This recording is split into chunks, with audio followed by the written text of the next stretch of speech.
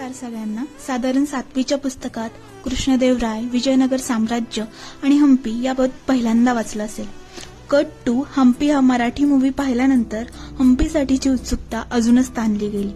त्यात इन्स्टावर हम्पीच्या रील्सने अजून भर पाडलीच. अशीच एक हम्पीची रील रिसेंटली फीडमध्ये आली होती आणि त्यावर मी मॅनिफेस्टिंग अशी कमेंटही करून टाकली, कारण खरंच हम्पीला जायची खूपच इच्छा होती आधीपासूनच.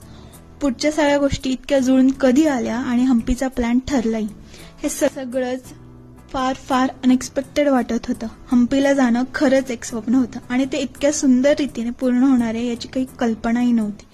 म्हणूनच एवढंच म्हणेल, manifestation is real. Keep manifesting. स्वप्न पाहत राहा, स्वप्न जगत राहा. हॅपी हम्पी.